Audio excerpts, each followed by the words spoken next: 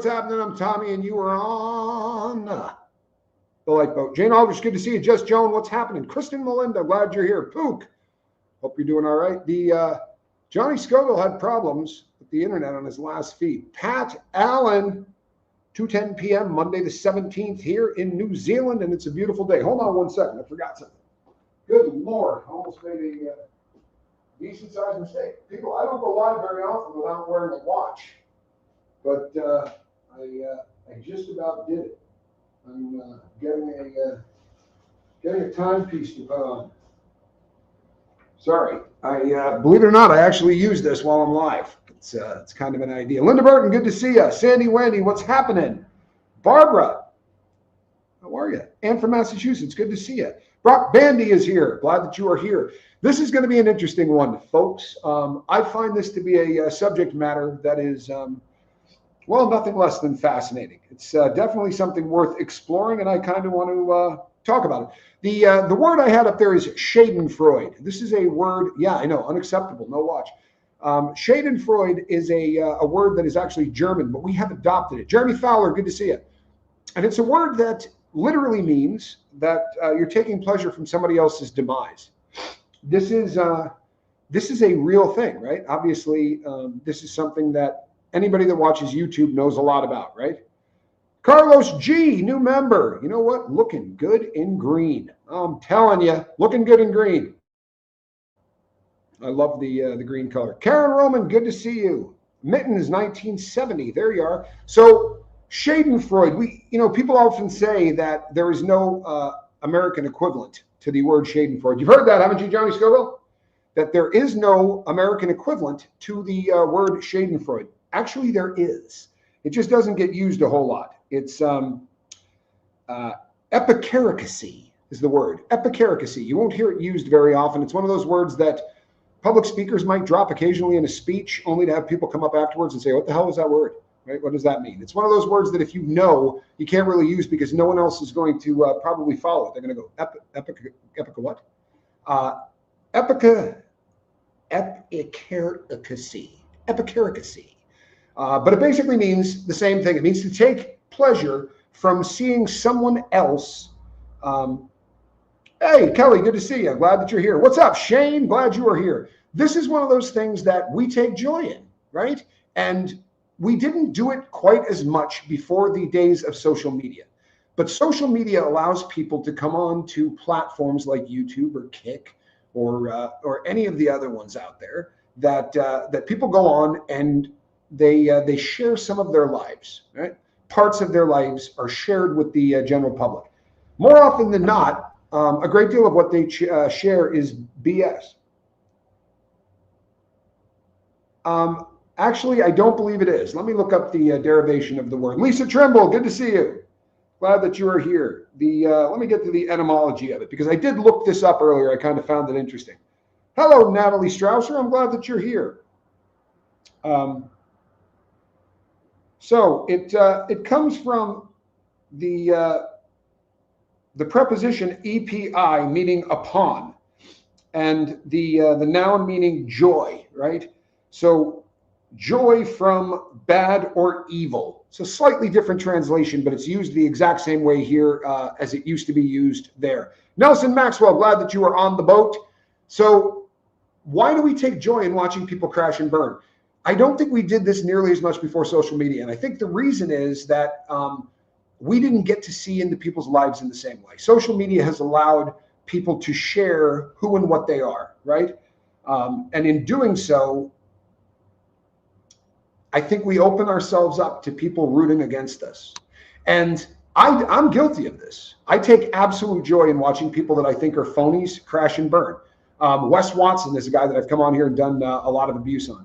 The guy tells people that he did prison time in general population. I don't care where you did your prison time. It's got nothing to do with me. I don't care if you checked in. I don't care if you were a guy that was in protective custody. What difference does that make to me? I don't live in that world anymore. But if you're going to come out and call your channel GP, as in I'm not a check-in, then that's kind of frustrating. Now, again, who cares? If you're selling packages to people that cost thousands of dollars to the point where you can buy a Bugatti Veyron, then chances are that's a bit of a problem, right? If your entire persona is built on something that is fake and false, these people rent incredibly massive homes that they tell people they buy. They often there's a car dealership that allows these people. Hi, thanks for interesting videos. Let me see something here. One of my family members passed away due to mental illness. I am a functional addict. I don't want pity. I just want to say I loved him so much. You know what, Carlos? I'm sorry to hear about your loss. It's that's always painful.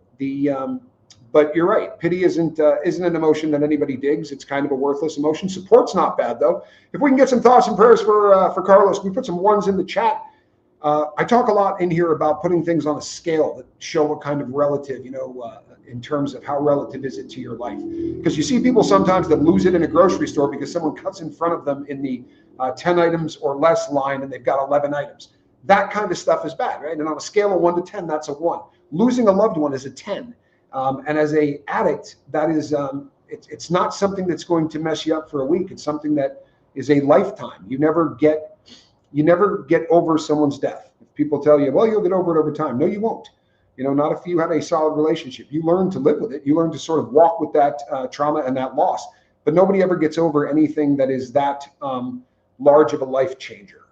But I'm glad that you're here, and I'm glad you're spending time with some positive people. Look, I'm not going to lie to you. The internet has gotten gross, right? The social media in general is disgusting. But people that come and put up content, there's a lot of stuff out there that is just absolutely ugly, and it's ugly by design. And if you watch a lot of these people, I did a show last night about a content creator that again, right, just made a living making people uncomfortable. Jack Dougherty's a lowlife, and he is. He pimped out young women, and there's a lot of evidence that he was trying to recruit women for OnlyFans before they were 18, and that's just not legal, right? We're talking about something now that is really, really ugly. Tommy Burt says, my wife lost it on the coupon lady in front of us many years ago. She has developed much more patience since then. You know what? I was the king of losing my mind over the smallest stuff in the world. And my favorite expression was F my life. I used to say it all of the time. And I've stopped saying it. It's not something that comes out of my mouth anymore because it's just not all of that. It's not all that healthy for the organism. I feel like it almost becomes a self-fulfilling prophecy. Renee B., good to see you. I'm glad that you're here. So why do we enjoy this so much? Because we do. And you know what? I'm not busting anybody's chops. I started out by saying I enjoy this. I like watching Jack Dougherty fail. I do. Because he's made millions of dollars off of the backs of people that he took advantage of.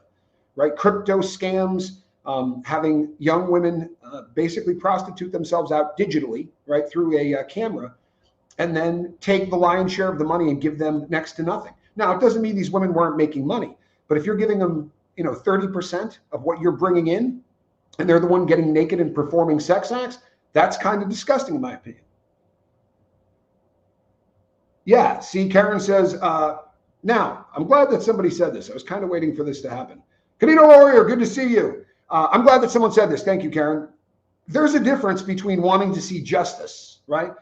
She brings up the Adelson family. This is a case that got an awful lot of traction. It was a case of a very well-to-do family from Florida where the daughter, who was a lawyer, was married to a lawyer who worked as a college professor.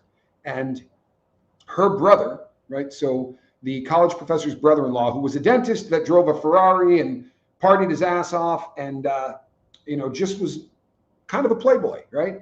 Well, apparently he hired some people to kill his brother-in-law because that was a lot easier than having a custody battle, and his baby sister wanted to move. So I can see taking joy in people like that ending up incarcerated because it's justice, right? But a lot of times we take joy in watching people crash and burn. We love watching somebody who's been sitting on top of the world or someone who seems to have a solid reputation. We like watching it explode. In the last couple of days, a lot of people have reached out to me and said, hey, there's a content creator that you need to do a story on. And I'm not even going to mention the content creator's name because I know the guy and he's done content on me. I'm not going to do content on him. I don't do that kind of content, right? The problem becomes that you can fall into a world where everything is for clicks And sadly, the algorithm rewards exactly, right, what pays. And it's like a car crash versus a family having a picnic on the side of the road with a little poodle, right? A couple of kids, everybody's happy. They're all dressed up nice. You could drive by that 7,000 times, but you drive by a tragedy and you're going to go 10 miles an hour and crank your head because we want to see a car crash and a gas fire. The things that blow up, the things that get really ugly get more views. And it gets a lot of interaction from the people in the crowd. And I understand why people want to watch folks who are on the way up go back down, because especially within social media, right? Especially within platforms like this. I did not see her comment, Lisa Trimble, but if we need prayers for Leona Rose, could we put some ones up? I didn't catch the comment. I apologize. It does tend to go by fairly quickly, especially when you guys are on it, and that's always a good thing. Yeah, well, there's something to this, right? We like taking joy in seeing people that aren't good folks get theirs, right? That's Schadenfreude. Unfortunately, a lot of it is no longer real, right? It is so easy these days for the larger of the content creator to destroy the smaller of the content creator. It's very easy now for people to sort of jump on the bandwagon. Wes Watson is an excellent example. Wes Watson could be the biggest scumbag on the internet. Like, I mean, for real, this guy is just an absolute lowlife. He does videos in cars with prostitutes with blow all over his nose and, cocaine, literally in the picture frame. This is a guy that is out of control. He beat a guy, punched him like 35 times, kicked him in the head. He's getting ready to go back to prison, and he is blowing up. The wheels are coming off, but he's continuing to film, right? He's continuing to film as his muscle mass goes away. This is a guy who's doing enough steroids to pay for a nice home in Mexico, on a monthly basis. Everything is rented. It's all BS. And that's how most of these people make a living. There is something about seeing somebody on the way up, and we all root for them, right? This guy just got out of prison. He was a shot caller. He saw all of this terrible stuff happen. People got stabbed around him. And look, he lifted himself up by the bootstraps. And you know what? He was easy to root for until you start to see the cracks in the veneer, right? And hello, Joanne Adams. What's crazy is it was a situation where he admitted out of his own mouth, no, I wasn't in general population. I decided that I wanted to check in. And not everybody, his words, called himself a check-in.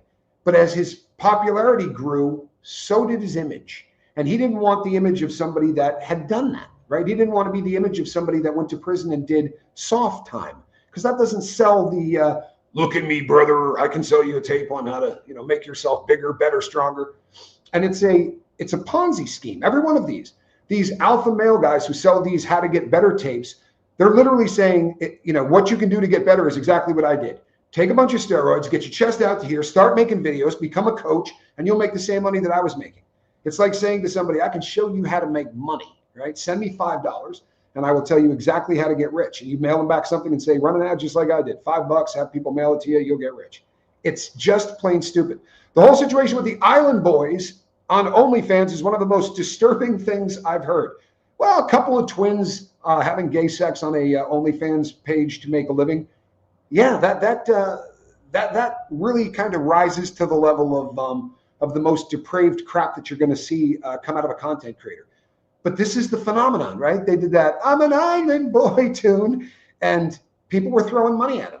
There were record labels that thought, hey, this thing went viral, right? We can have a songwriter write their songs. We can have, auto tune, because those guys can't carry a tune in a bucket, right? But they, as so often happens when they give him cash, is Watson in jail or out on bond? Watson is currently out, but he's not on bond. He was, I don't even think it rose to that level. He may have had to bond out. He beat the guy who was out the same day. It may have just been them going in and having to fill out his paperwork, because he does have a lot of roots there. He's got a bunch of cars. This isn't a guy that's probably just going to disappear. So very often, if there's no chance of you disappearing, then the bail is usually not that much of an issue. But he needs to go to court quick. And this is, when I say this guy's coming apart, I'm not just saying that because he's doing blow and hanging out with hookers and losing all of his size and acting like an idiot.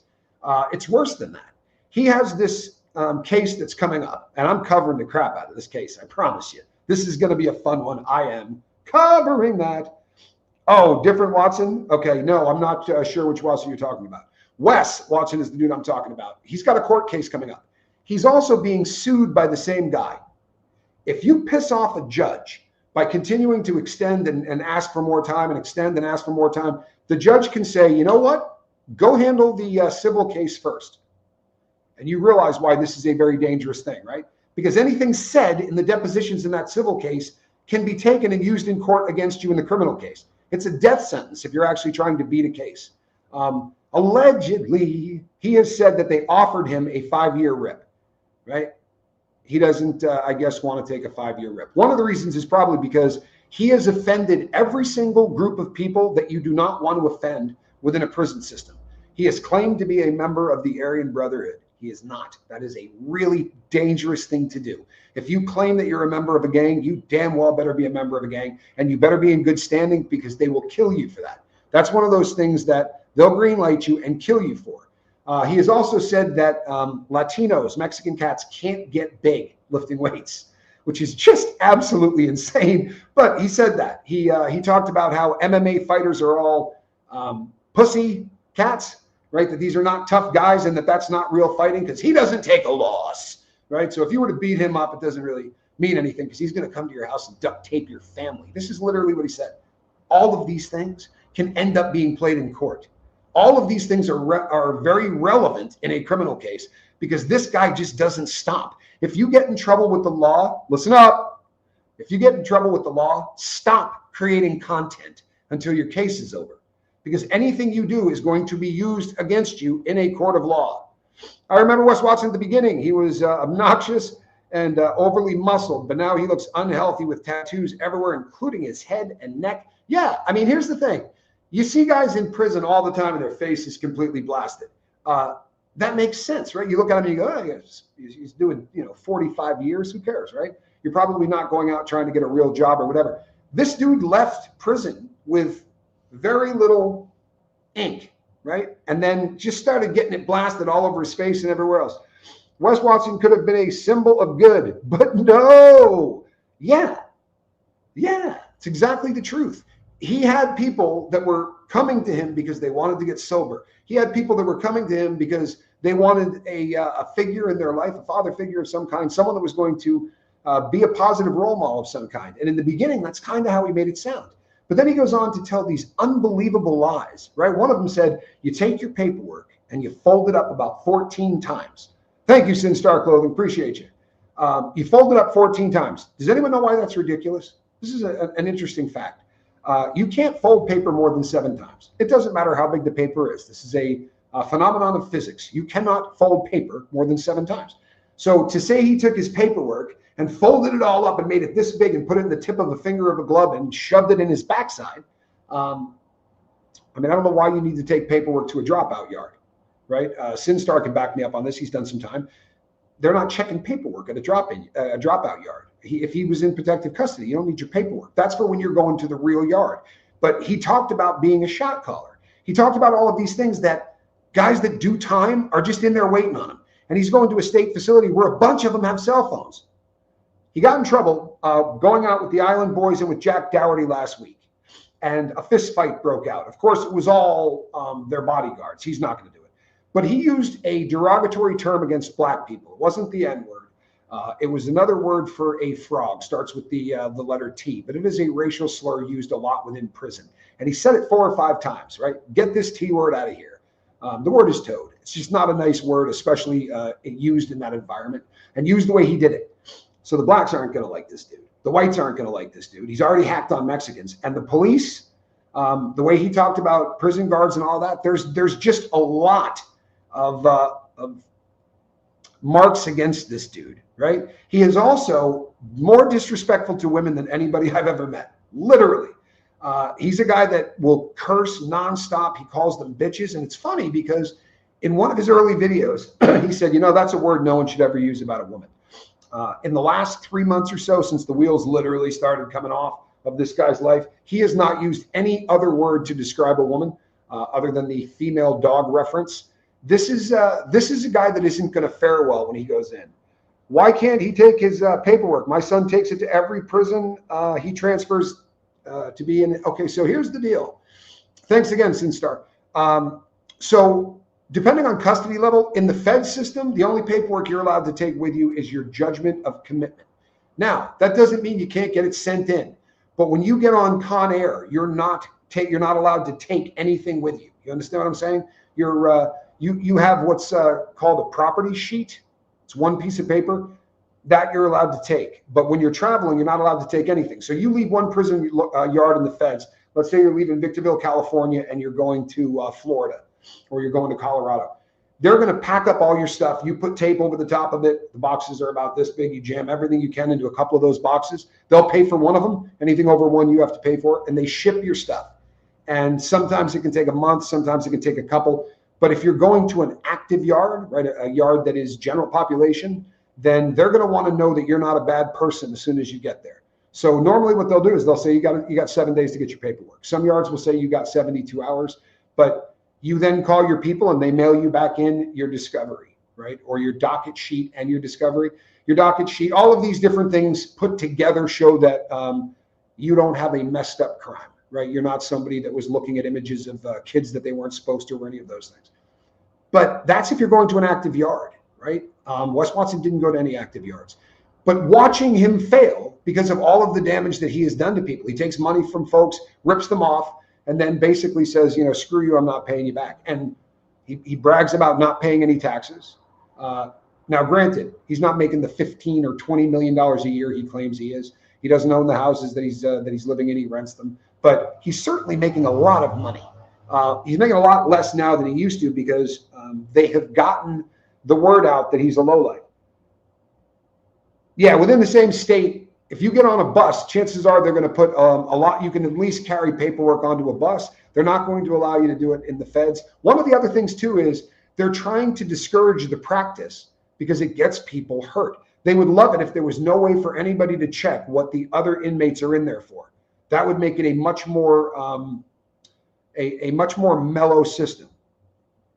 I'd say he maybe had a female stomp on his heart somewhere in between, or his balls. Could have been both. Well, this guy's he's very open about his sexuality, which is kind of odd. But everything he says is offensive. Everything he says is offensive, and people celebrate that, unfortunately, right? And then you get all of these people that watch content creators who actually hate them. They watch content creators they think are bad people, and they just root for them to crash. Speaking all day in Boston. Just getting out 2 more days. Susie Q, is good to see you. You know what? I used to love speaking in Boston. It's a great city. I used to really dig going there. One of my favorite places to go speak. Jamie Palmer, good to see you. I'm glad you're here. So currently, the number of prominent content creators who are in an awful lot of trouble. You got Vitaly, he's locked up in the Philippines. You got Johnny Somali, he can't leave South Korea. Both of them are looking at long prison sentences. There's a guy from TikTok who's just got arrested in Italy. There are a lot of people from who are influencers, content creators, whatever you want to call them, who are in the process of crashing and burning. I understand why we do this. I understand why we take joy in people that just seem to be phony and watching them kind of get theirs, right? It's a justice thing. It's a karma thing. I don't understand how quickly people turn on content creators. I have watched people have their lives destroyed behind things that just weren't real, and it's fascinating. This is a phenomenon that no one else that ever walked planet Earth has ever dealt with, because this thing that we're doing is brand new, right? We used to in Boston, you don't park the car. Yeah, you don't park your car in the yard. But definitely they have a particular speech pattern in Boston. If you go to South Boston, you just would not believe it. I dig it though. It's kind of my part of the world. I like Boston. I like New York. I really enjoyed the Northeast. New England's a great place. It's got tons and tons of history, right? It's been, if you look at the United States, you get out west, it's hasn't been around quite as long. That's why New Orleans is great too. New Orleans has a ton of history, but yeah, it's fascinating to me. I've had people reach out to me in the last couple of days who haven't talked to me in literally years, and they're reaching out to me because there's a content creator that I used to do content with who's not having a good time right now. And they're encouraging me to take joy in this. I don't have a problem taking joy in watching Jack Dougherty do a nosedive. I don't know Jack Dougherty. What I know is the things that he's done that are just reprehensible, right? But I can't make content about people I know. It's not something I'm comfortable doing. It seems to be something that everyone else on planet Earth is comfortable doing. I'm not. It's a very uncomfortable feeling to me, especially if your goal is to go out and be salacious as hell and see if you can't get a bunch of views out of it. I could probably also go buy some plaster and maybe put a fake cast on my arm. And I can tell you guys, I fell off a building. These are the kind of things that people do. They create drama that doesn't exist, right? This was something that, believe it or not, the show The Osbournes. You remember the one with Ozzy? When that show first came on, it was reality TV, right? Now, when you go and watch the Emmys, there are awards given out for best writing on a reality TV show. Wrap your dome around that. Best writing on a reality TV show. So there's no reality in anything anymore. When you watch IRL, right? That's in real life, if you've never heard that acronym. IRL streamers. They go out into the real world, they do things. And supposedly they're just filming their real life. I actually don't have a Boston accent, even though I'm only 30 miles away. My parents' first language was French Canadian. Did you start in Montreal? How did you get to that part of Massachusetts, Anne? It's ridiculous. And the IRL stuff, the people that are out streaming in real life have a plan. Like Johnny Somali. He's just going out in real life and letting you tag along. He's going to go do something to a statue that is going to absolutely make an entire country want to kill him. However, he wants you to think it's just one of those things that kind of came up. They go out and try to do damage, right? They try to get people to feel uncomfortable because the people that watch in real life streaming aren't watching it necessarily because they love the content creator. They're watching it because they like confrontation. They like confrontation that they're not a part of. And then when these people stop getting paid for doing it, then they jump on the bandwagon and take serious joy in watching those people fail. Yeah, this is a really good point. This is a really good point. It's even more disgusting that his parents egg him on because they live off his money from being an idiot. Yeah. West of Quebec. Okay. I spent a lot of time in Quebec.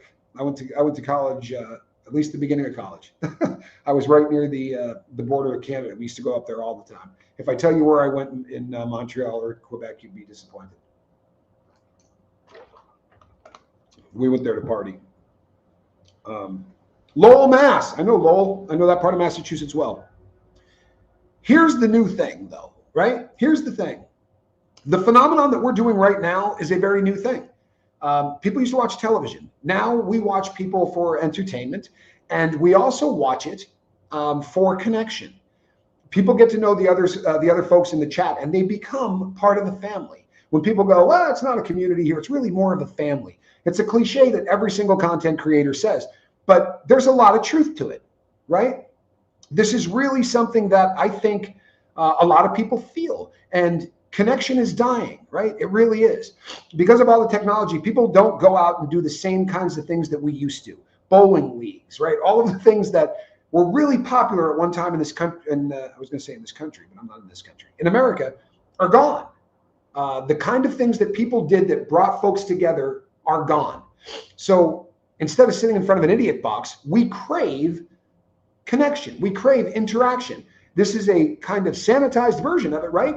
Because we're not looking people in the eye in the same way, but this is absolutely a type of connection.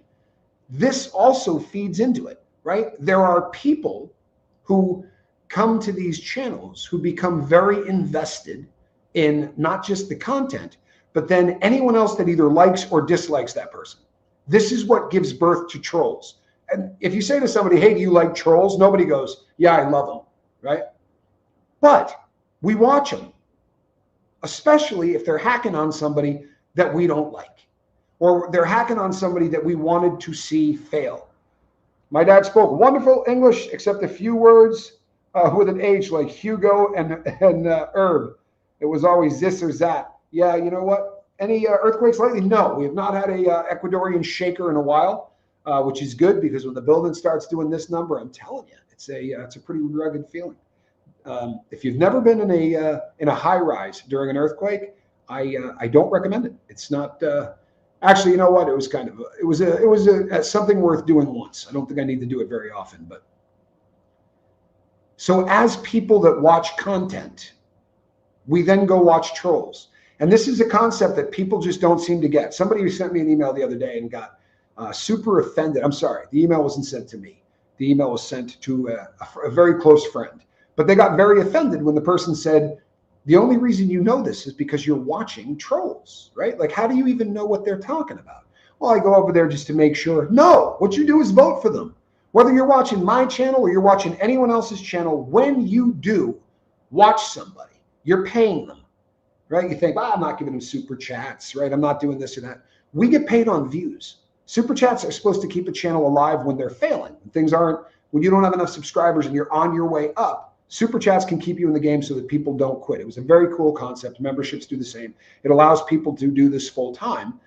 But views are what keeps you in business or doesn't keep you in business. It's just that simple. And giving views to people who hate pushes that hate further along the line. And it tells the algorithm that you're cool with this. It tells the algorithm, hey, I dig this kind of content.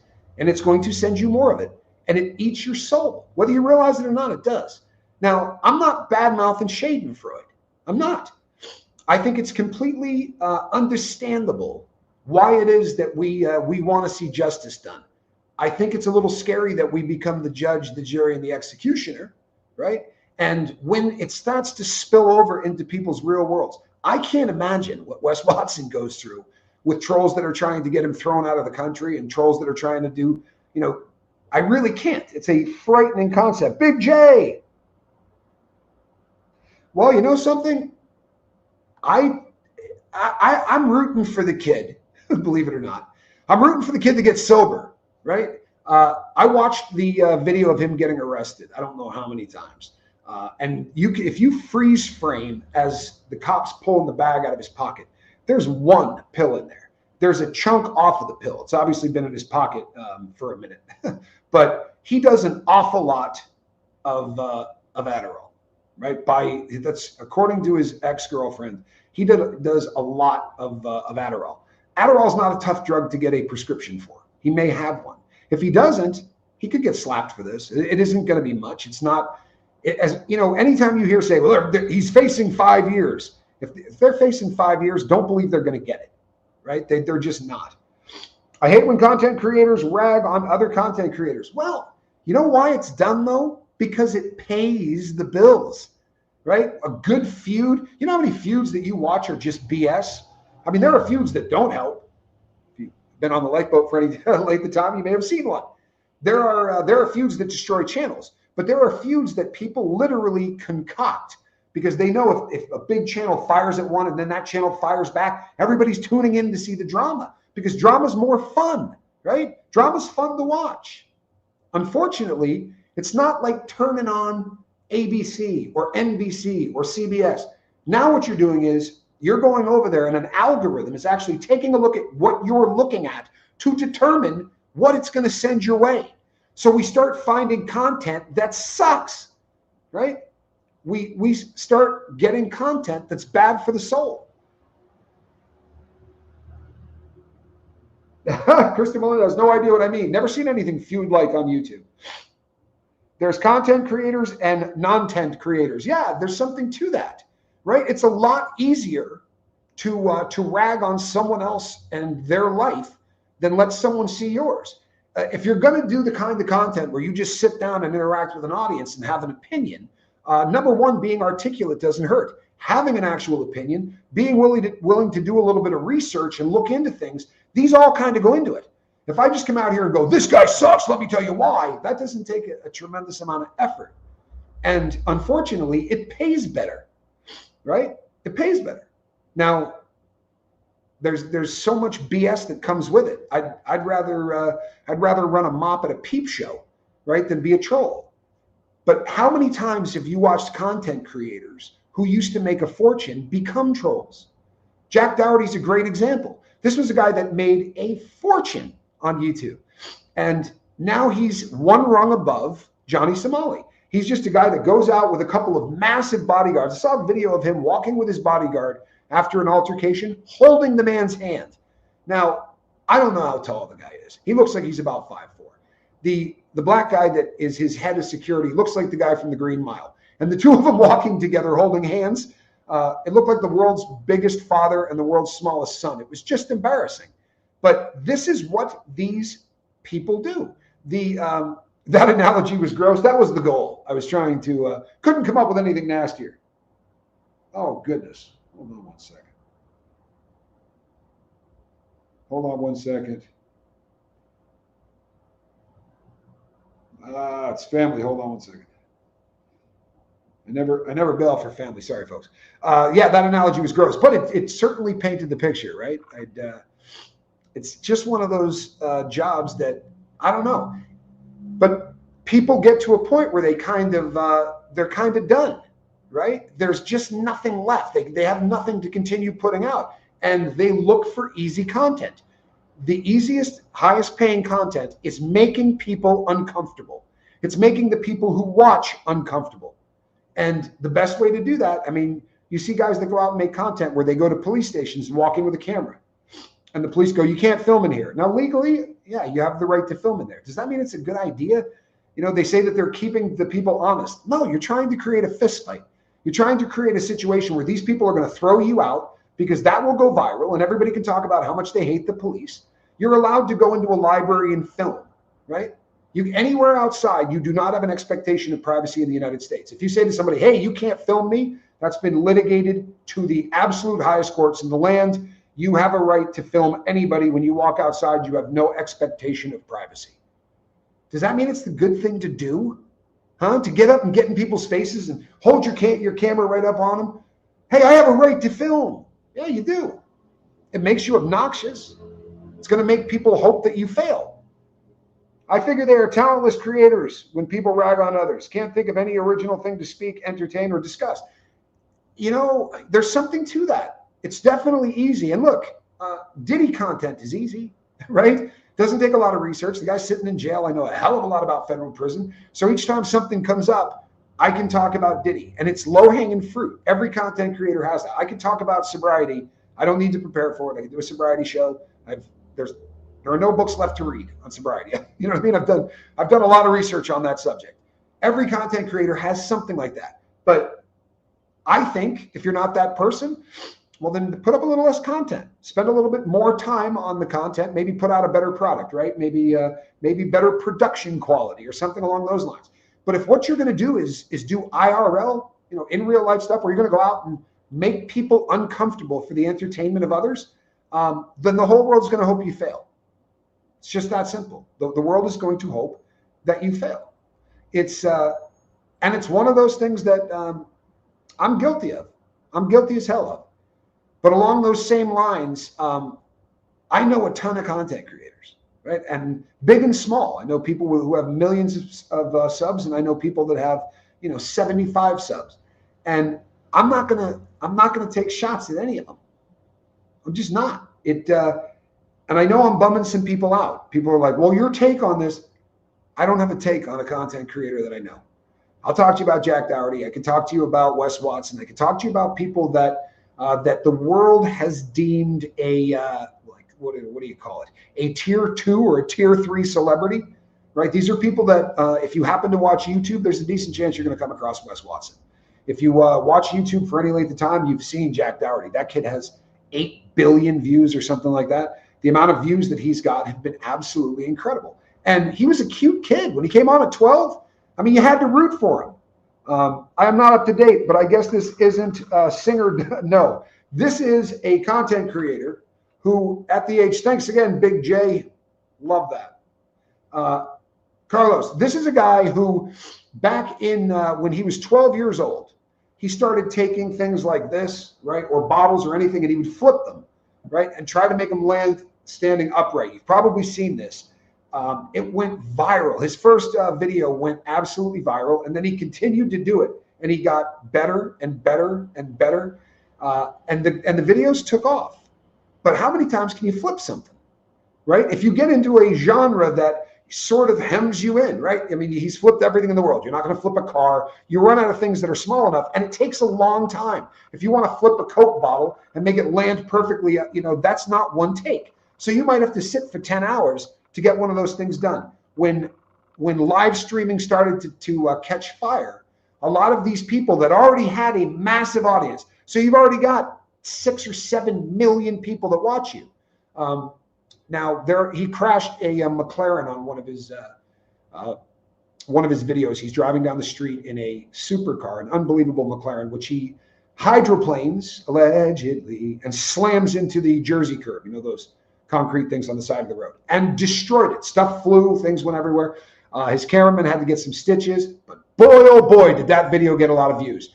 These are the kind of things that the rich IRL streamers, you just create drama, right? And whatever that takes, if it's a fist fight, if it's, he gets his bodyguards to intimidate people. He goes up to guys who are 6'2" and 230 pounds and calls them names, right? And tries to get the person to try to fight him. And then he ducks behind this massive security guard who's carried a pistol and laughs at the guy, right? Absolutely laughs at the guy. You know what? SimStar says, I am almost at 60 subs. I love that. If you haven't gone over there and hit it, he does very positive content. This is not one of the people that I will enjoy seeing anything but good things happen to. But, and it's a positive message. This is a guy that has been where I am, right? He's a recovering heroin addict as well. Got out of prison and has turned his life around. If you haven't hit subscribe, please do that for me. He is absolutely a good man. William he is a friend. And I don't say those things lightly, believe it or not. I really don't. But this is a phenomenon that I think we'll be in a better world if we start paying attention to. If you find yourself being really stoked that someone is coming apart at the seams, I'm not trying to lecture anybody. I'm really not. Like I said, I suffer from this more than anybody. Can I get, there you go, Kristen Melinda. I knew she would do that before I even had a chance. Thank you, Tara. I love to hear that. Check yourself, right? Like I said, I'm guilty of this. I'm as guilty of this as the next person. The difference is probably that I'm not out making comments or videos about them. I'm not popping up in feeds and talking about how much fun it is that these people's lives are exploding. And if you're doing that, I don't know that that's that's one of those things that we should be putting on billboards or T-shirts. Anne from Massachusetts says, I can honestly say I've never seen any of the Fool's videos. I'll tell you something. This is fantastic. Do you know why? Right? Because if you never look at any of this garbage, then none of it's ever going to end up in your feed. As much as hate sells, they're not trying to push it too hard on people that don't buy it. That's not how algorithms work. Algorithms are mirrors. The stuff that's showing up in your feed, I get cat videos, right? I get watch videos. And I get stuff on sobriety, and I get a lot on Diddy because I just talked about it so damn much that I will probably always get stuff on video. The algorithm is a mirror on what I have looked at in the past. I get a ton of true crime. So if you get a lot of hate in your feed, it's probably because you've looked at a lot of hate, and it doesn't pay off. It really doesn't. And it astounds me how many times someone will say, hey, I watched a terrible video about you. And you just go, good looking out, right? Mail the guy $5. Do yourself a favor and keep watching. You're giving the people that hate me money. Having the worst time tonight, and this chat and show always gives me, I love that, Tara. That's so cool. That's why you get the funny dog and cat videos and the adorable baby ones. That's right. You're a reflection of exactly what you look at. That's kind of how an algorithm works. Now, they're going to sprinkle in a little stuff that they just assume people will look at because we like a good riot. We like stuff that is on the edge. But there are people that their entire feed is just nothing but other people trashing other people. And if that's what you're looking at, I promise you're damaging your soul. I promise you are. And I'm not talking about the stuff made about me, because I'll tell you something. I don't give a rat's you know what. I'm sorry, I don't. I always call it, it's like Schrodinger's troll, right? Like Schrodinger's cat. I don't know what the hell they're doing. I don't look at that stuff. I don't look at hate. Every once in a while, someone sends me an email, a friend, and goes, hey, you know what this dude just said? Yeah, you're a friend, right? Good looking out. Thanks. If I come across a video made about anybody in here, I assure you I'm not watching it. And there are people that have been absolutely foul to me, right? There have been creators that have been absolutely foul to me. But I'm not going to take pleasure in watching any of them explode or go downhill. Doesn't mean you got to listen to me. You do it any way you want. But I've gotten to a point in my life where, and maybe it has something to do with my move. Maybe it's that, the echo chambers that are really kind of prevalent in the North American society aren't down here. But I am absolutely a happier individual without allowing any of that hate into my life. I rather watch History Channel's antique vintage treasure hunting. Oh, you know what? That's one of my favorite things in the world to do. Honestly, like when I was incarcerated, I would watch the show with the two guys that went around the country buying stuff, American Pickers, and I would think, it's a dream job. That is a dream job. I rather watch History Channel's antique vintage treasure hunting and some true crime and foreign travel. I'm only here because I like Tommy and his chat seems intelligent and kind. You know what? This chat is incredible. I have one of the best chats ever. You know what? That's a kind thing to say, Jay. He says this channel is so underrated. Well, one of the reasons that it is my fault. Straight up. I'm going to say rape. I'm going to say suicide. I'm not going to let them ding my speech. And because of that, the videos don't get pushed as hard. That's just part of doing business for me. Because rape is the foulest thing on earth. And to give it a name like grape, which we press into wine and they taste absolutely lovely, right? Eating them right off the vine. Love grapes.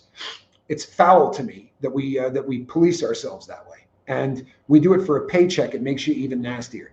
Brandon, good to see you, my friend. Antique Roadshow. Yep. I love the Antique Roadshow is fantastic. You know what bums me out though? That's also scripted. I went to one of them live. It's kind of a bummer. There's a lot that goes on there that, to find the real is a difficult thing to do these days.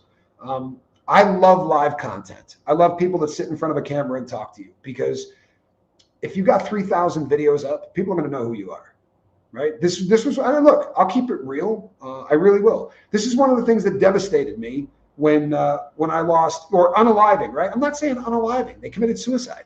It's an ugly word for a reason, right? All of the sides are homicide, right? Killing someone, fratricide, killing parents, inficide, killing kids. All of these suck. If you're using words to soften that to me sounds like 1984. No hate channels, no entitled idiot videos. Well, there you go.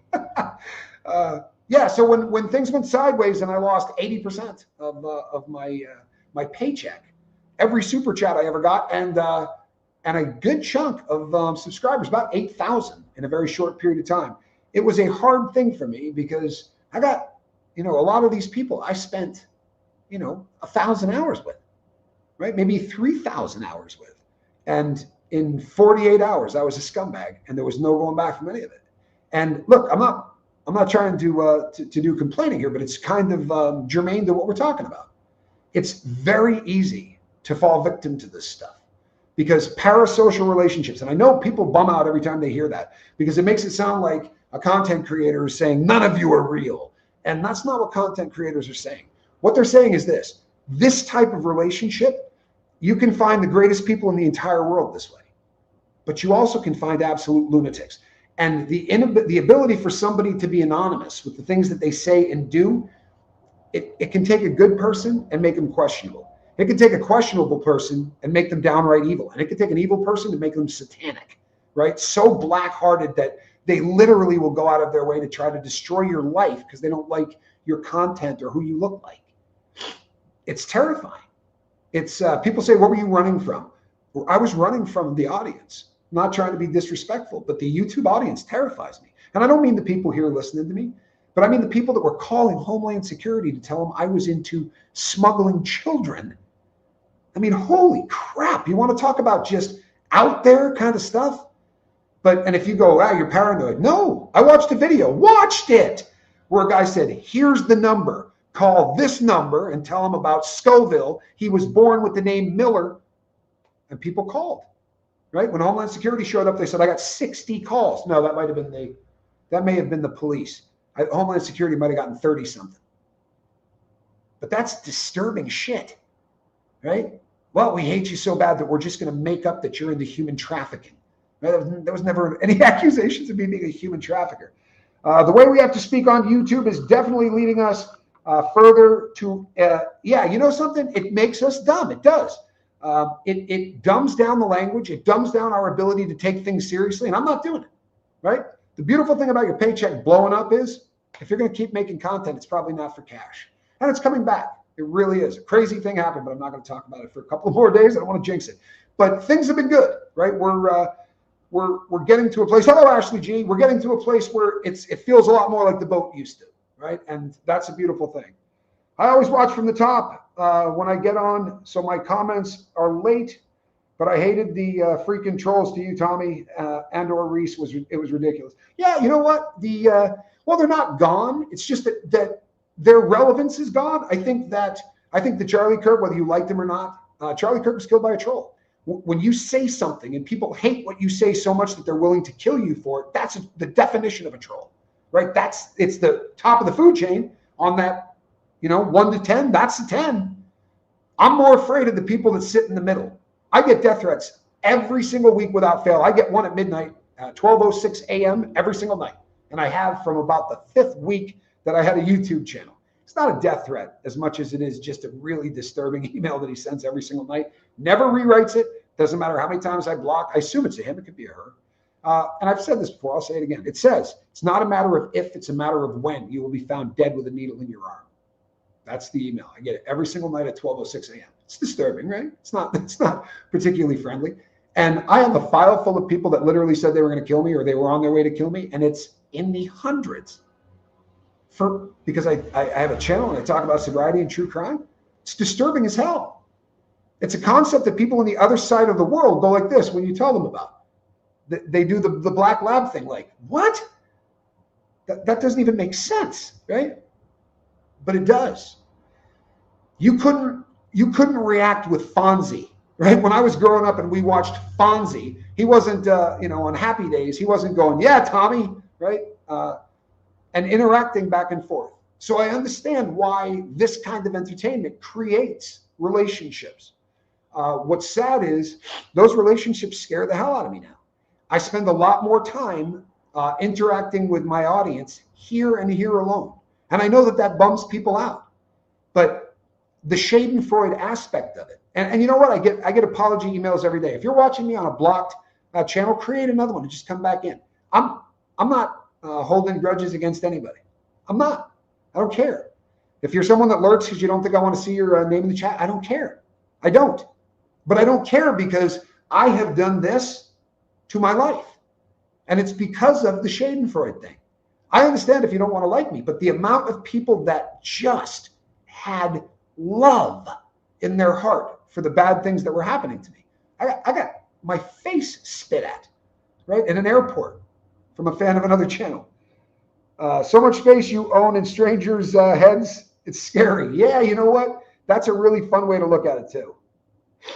What a fool. Is he trying to chase you back to drugs? Is he trying to make you feel insecure? Look, these people used to have death pools on when exactly I would overdose. These are not people that, are burdened by deep thought. And they're not people that, first of all, they're racist, right? Unrepentantly so. And show me somebody racist and I'll show you somebody without a brain. It's just that simple, right? Racist people are dumb. I've never met an intelligent racist person in my life.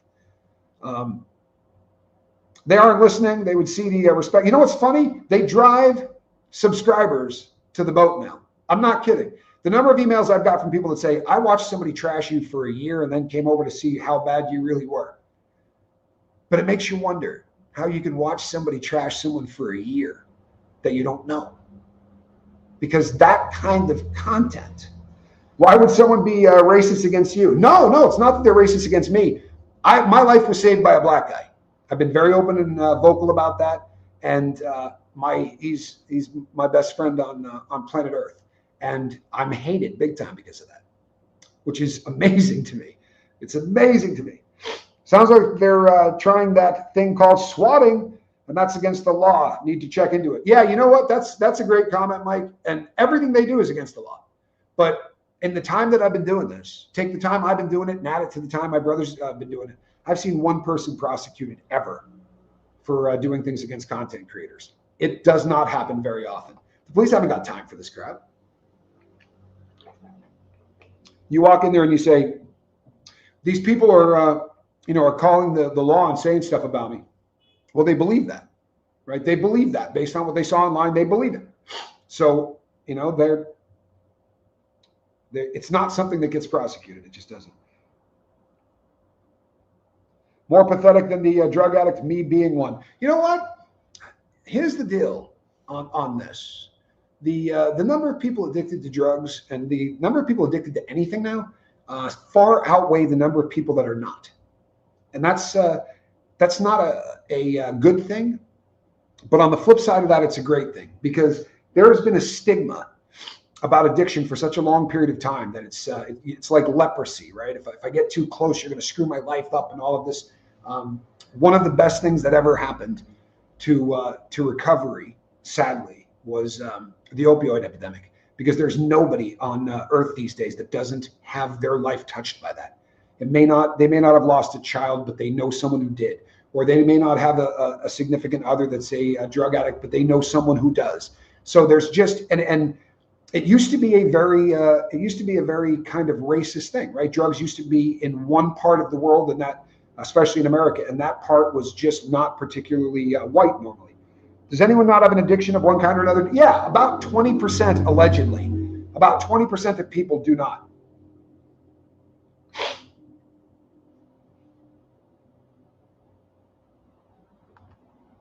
Drugs got the bad rap. They did. Well, and drug users, right? Drug users got a bad rap. I would love to see a war on drugs that didn't have a war on drug users, right? I mean, the people that you meet in prison, and trust me, I've been there, you don't meet the guys that are in there for moving 500 kilos. You meet guys that were just trying to stay high and not, be able to pay for their drug habit. And they got into dealing at a small time level, like the smallest drug dealers in America, the guys that are moving the mass amount in small weight. Those people are just paying for their habits. They're not trying to drive Ferraris. You only see that in movies. My respect level for you, sir, just continues to rise every time I hear you speak. Real talk. Sometimes it's almost like watching a movie from here in New Zealand. None of the stories from there seem real to us. Well, it's and my life was a little bit different, right? I mean, I robbed banks. I did some really stupid things. And it is interesting, right? Make no mistake. The more screwed up a life is, the more interesting it is, and the more people will root for you to get better.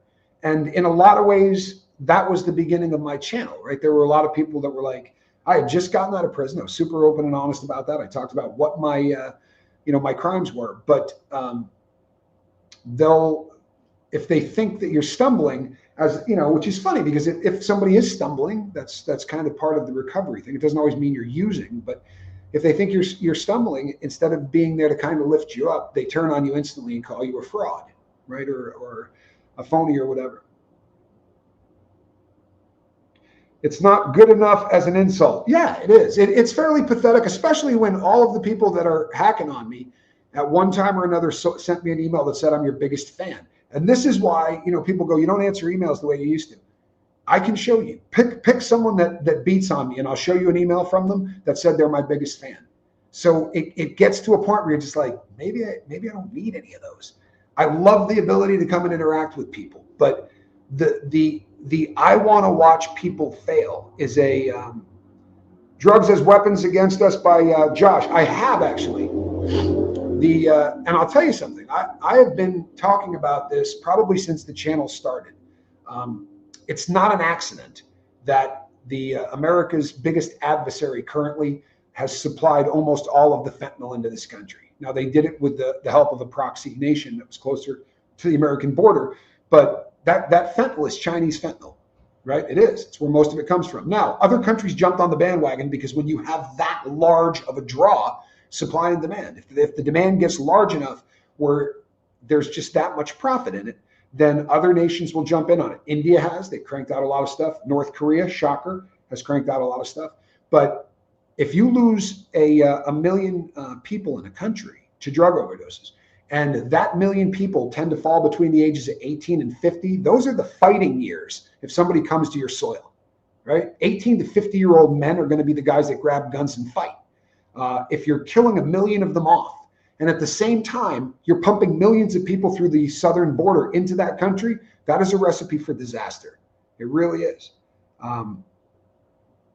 It's frightening to me that this was chemical warfare. You know, when we had the worst year we had was 107,000 deaths. That's been adjusted to 109,000 deaths in 1 year. By their own admission, they could be as much as 20% off in any direction. I promise you that direction is not down, it's up. Those statistics are cooked. And here's how I know this. People, the last time I said this, people go, you know, you say things and you don't tell us why you come up with the idea for this. Here's what I did. In the early days of the Lifeboat, when I first started it, after holiday weekends, I would call cities and say, can you tell me how many drug overdoses you had at hospitals? And there were places that you can call and research this. So when you start to look at cities and you go, all right, 105 people overdosed in a city over the course of a 1 week period of time. And you hit another big city and it says, 100 or 85 people. And you add up just the 5 largest cities, knowing full well, like the state of Vermont has the fastest growth in opioid addiction, smallest state out there, right? They have sent these little cells to the 4 corners of the United States. But the math didn't math. When you took just those holiday weekends, you think to yourself, so the junkies were just partying on holiday weekends? Of course not. But the hospitals see so much more action. A lot of people get brought in. If somebody dies in a car wreck, right, they don't bother to test that person and say that is a death from fentanyl.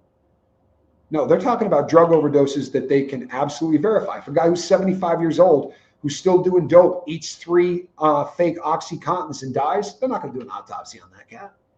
So we don't know what the numbers are. But if they were 20% off, right, that's their estimate.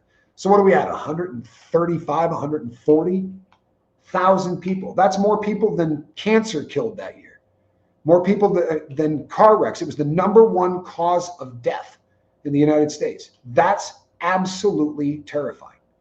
In my opinion, that's terrifying. You know, Tara, did you ever read one called The Silent Scream? It talks about how the war on drugs started. If you look back at the history of the United States, there was a time in the 20s and 30s where you could buy cocaine or heroin from the Sears catalog. I'm not making that up. You can look it up. You could walk into any pharmacy in the United States and buy what we consider street drugs over the counter. Patent medicines were still in business.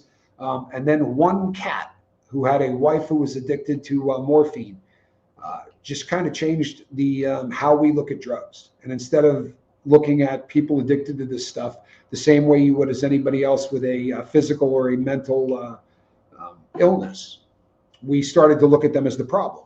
If it wasn't for all these people that did drugs, we wouldn't have a drug problem. And it's really just not the case. Go to a daycare center at lunch and watch kids outside spin in circles, right? What do you think they're doing? They're trying to change how they feel. Dallas Cowboy Stadium holds 80,000 people. Yeah, it gives you a little perspective, doesn't it? So glad you made it through the back and are back on full tilt. I am. I'm feeling a lot better about myself. I am.